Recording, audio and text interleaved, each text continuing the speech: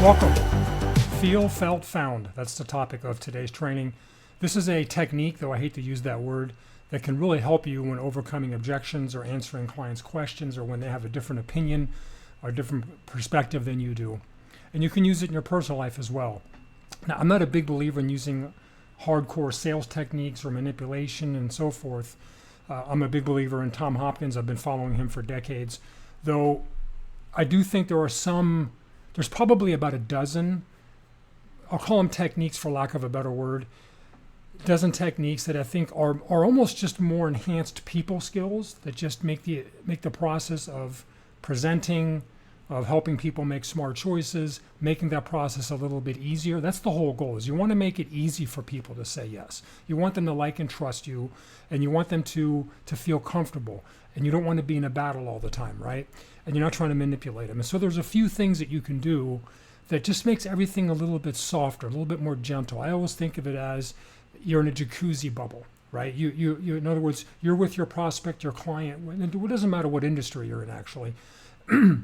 And you're sitting across from them in like a little jacuzzi bathtub, as weird as that sounds, and you don't want to rock the boat. You want to keep it soft and warm and bubbly. And so when they come at you this way, you don't want to come fight that way. And you're not trying to, you want to keep everything soft and gentle. But you do want to be the one that guides everything, but you're guiding it slowly. And that's the way I want you to think of these, again, techniques, if you will. So today's topic is called Feel, Felt, Found. And this is primarily used when they give you an objection or a question or something that's kind of contrary to what you're trying to present, okay? And it's really 4 steps, not 3. So the first step, which is not part of Feel, Felt, Found in terms of the moniker, right? It's easy to remember, FFF, right? It's easy. But the first pre-step, if you will, is, this is super important, is once they've said their objection, you then, first of all, well, this is part of it. During their objection or question, whatever you want to call it, you have rapt attention. You are relaxed, your shoulders are down. I mean, I'd almost rather you be hunched over than be like this. Or at least mentally think of it that way. Just like when you're on the phone, right? You smile when you dial. It actually comes across. Same thing here. What you don't want to be doing is having the posture and the behavior, the demeanor of, I'm ready to jump in and give you an answer. You don't want to do that. You want to behave almost like you've never even heard this objection before. You've never heard this perspective before, that you've heard it hundreds of times from other clients. So, because it's more about the purpose of all these techniques, enhanced people skills, is that you want them to like and trust you. See, the messenger is the message. If they like and trust you, then they're open to what you're going to have to say, even if it contradicts what they believe. And you have to keep their anxiety level low, and you have to keep their ego higher, or you don't want to attack their ego. This is all the jacuzzi bubble metaphor. So again, super critical. While they're giving you objection, you're listening. Tom Hopkins always taught, or imagine that you have posts or stakes nailed through your feet, so your feet are literally glued to the floor. This is even if you're on the phone, so you're not jittery. So that's number 1. Then when they're finished, you first of all let them finish. And some of them will just go and go and go and go. Every once in a blue moon, they'll actually talk themselves out of it. They'll start arguing both sides, like out loud, like they're pontificating or doing a soliloquy at a play. And that's fine. I've had that happen. Or they'll say, yeah, I guess you'd probably say that it would be this, and they'll just like give you, and you're like, man, I always say that's better than I could have said it. So you let them go. When they're done, you pause a beat. You're not waiting forever. Maybe it's a full second, probably not longer. You pause a beat. Everything's still relaxed. So that's step 1. Everything I described is step 1. Now you go into Feel, Felt, Found. So the structure of it is, I understand how you feel, and you're nodding your head. I understand how you feel. And you don't have to say too much more. You might say, I understand how you feel. It's not uncommon. The second step is felt. And now you got 2 versions of this. Many of my clients have felt the same way. or many other people I talk to have felt the same way. Or the second version, I felt the same way as well. And you might elaborate a little bit. We'll get to that. And then the third one is found, which basically means found out, right?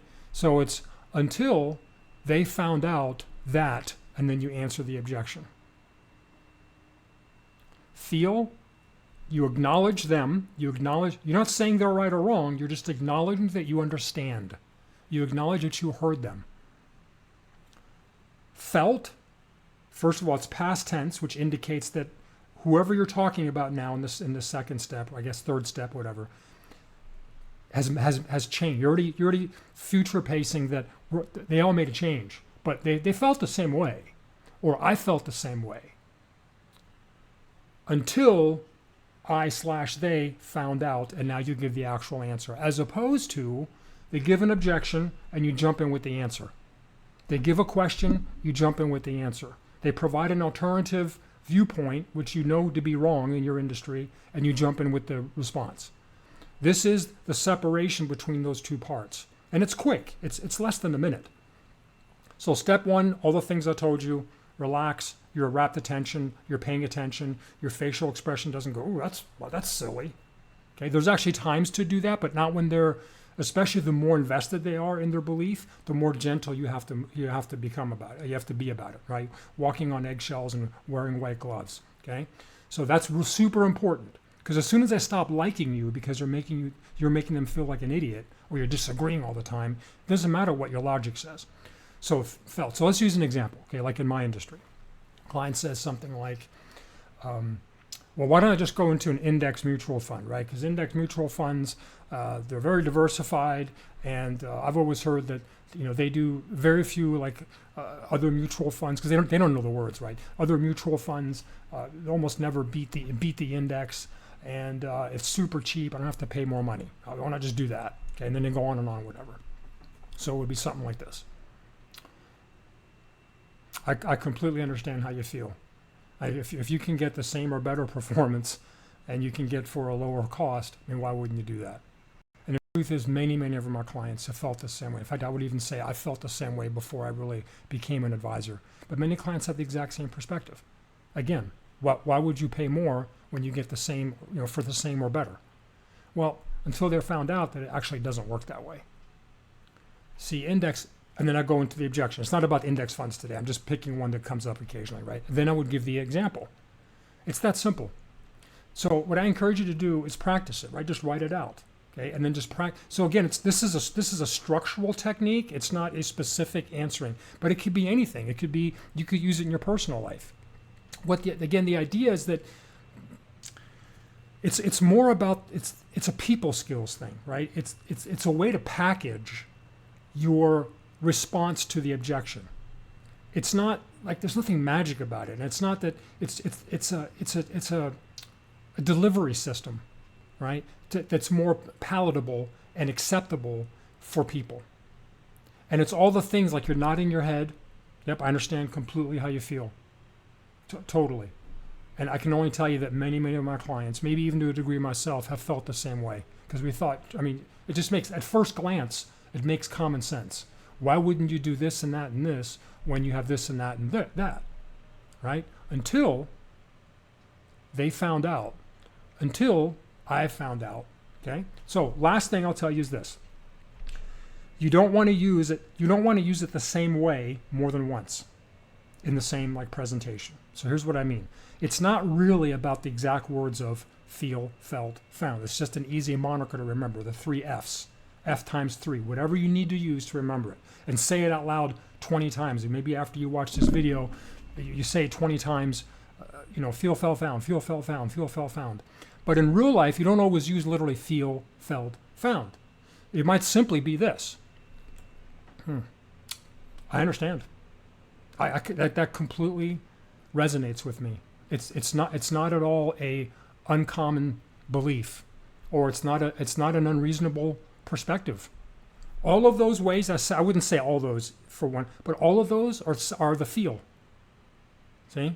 And just practice different ways of saying it. Perspective, concept, a viewpoint. I understand, of course. I feel you. I got you. If you want to use modern vernacular. It's the same concept. In fact, many other people thought the same thing. Or in fact, that's a very common viewpoint. I would say probably 25% of my clients have expressed that exact perspective. That's how they feel. Okay? So, feel, felt, that's how they felt, right? The past tense. So now so you can say different ways. And then instead of saying found out, you say until they realized, or until, frankly, at the risk of sounding arrogant, they come across an advisor like myself that happens to have been doing this for a very long time and gives them an additional perspective. And then it gives them more to think about. It gives them additional information. Someone like me comes along and provides them with more data, with another viewpoint, with another perspective. That's all found without using the word found. So it's the structure I really want you to get down, not, you remember by feel, felt, found, the 3 F's, but then practice different ways of saying it, right? Use different words for the same thing. Then you can do it 4 times in the same presentation. Every time they bring an objection, the structure is the same. Number 1, you give them rapt attention. You've never heard anything more interesting. You wish they would keep going on and on. That's the message you're portraying. When they're done, you pause for a beat. That's step 1. Step 2, you acknowledge them. I understand how you feel. Step 3 is other people, maybe including myself, that's in this context, other people other than them, have felt the same way. And then 3, until they found out, and boom, you give the thing. Try it in your personal life, or maybe really the best way to do it is if once you have it happen in real life, like an objection, even personal or just not in your business, and then immediately maybe you get back in your car, and then before you drive off, you take some notes and go, this is when I could have used feel, felt, found. Here's how I would do it. And you just keep practicing. There you go. Hope that helps.